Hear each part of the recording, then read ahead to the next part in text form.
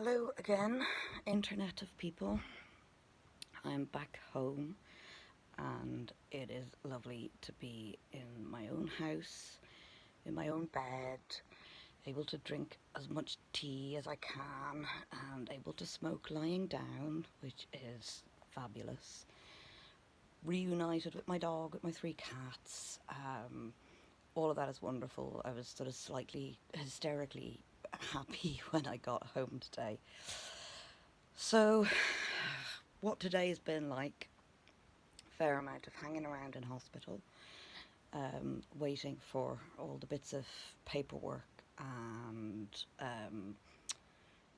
prescription, all the rest of it.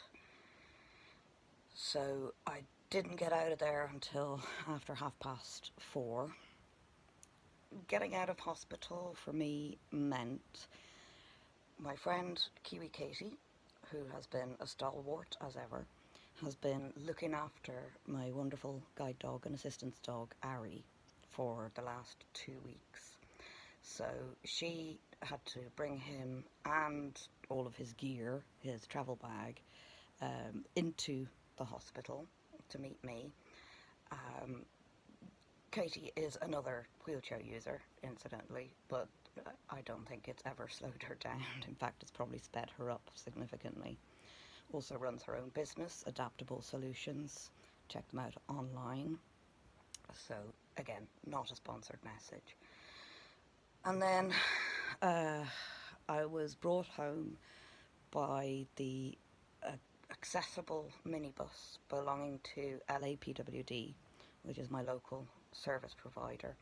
And that meant the driver, Gary, coming out on a bank holiday Monday, yet again, having to hang around while I was hanging around in the hospital, and then he brought me home. When I was here, my main PA was here ready for me.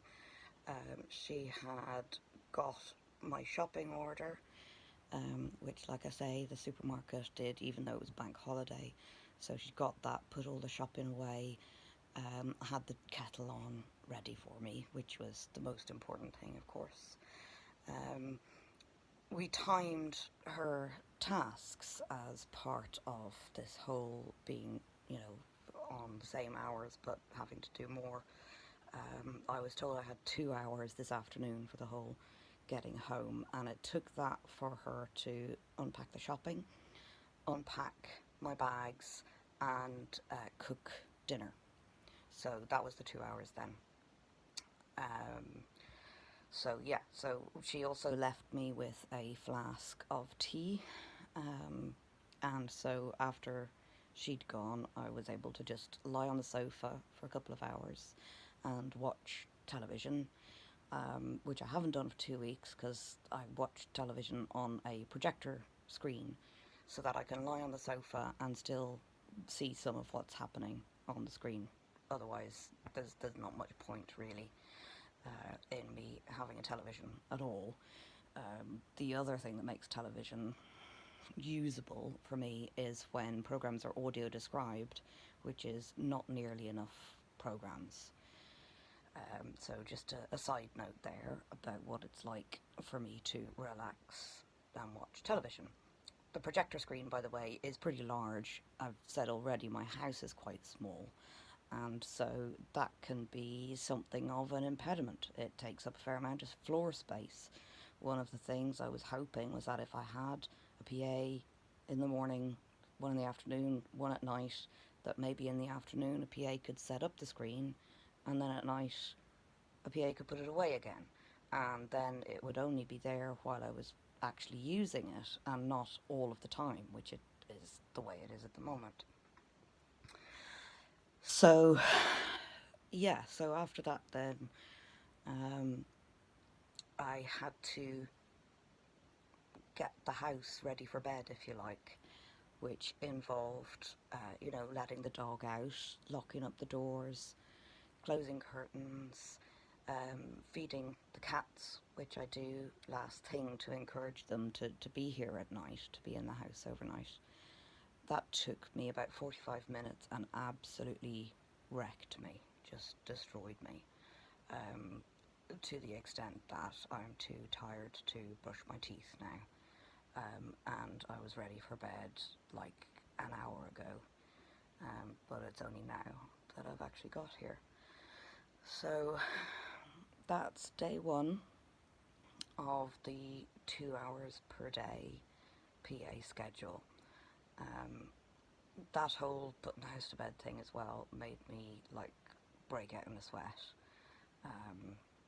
And some of that, like for moving around the place at the moment, I really need to have 2 crutches, but you can't like carry a tray of cat food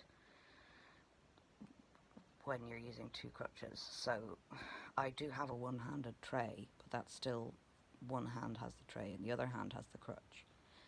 So, and then there's also, even though I've got like a chair set up so I can sit down while I'm putting the bowls on the floor, still means a fair amount of bending down, straightening back up again, and that's all pretty wrecking on the back. So even though, you know, I've set up a lot of stuff to minimize the amount that I need to move around and, you know, so that I can sit down to do most tasks, it still does actually take a toll and is still difficult to do. So I'm in bed now. It's great to be back in my own bed. It is an electric profiling bed, and the best bit is that it's got built-in vibration, which is like the whole magic fingers thing for our American cousins, and that'll be really nice. I've also got the heat pad under my hips, which really helps them to disentangle and unknot at the end of a day. I have, even though I've got the centre light on at the moment, otherwise it's too dark in here to actually film, but other than that I have basically fairy lights like that, and all the fairy lights are on remote control plug sockets, as are the lamps in my living room. So it means that I don't have to get into awkward corners to turn things on and off, don't have to find the plug to plug things in and out. Also, the reason that I'm usually lit by lamps and fairy lights is because too much light is physically uncomfortable for me. For the first week after my surgery in the hospital, I had like really sore eyes because the lighting is this directly overhead fluorescent lighting, and when you're lying there it's just straight in your eyes, and that was incredibly painful for me. So that's tonight's rambling account of what it took for me to come back from hospital and what can be done in 2 hours of PA support. So let's see how it goes tomorrow, and maybe I'll try and do this video diary a little bit earlier in the evening, but you know, this is a true account of a day in my life. So keep sharing it, keep putting pressure on our government representatives, because yeah, this is real life under the Irish government's supports for people with disabilities. Okay, good night.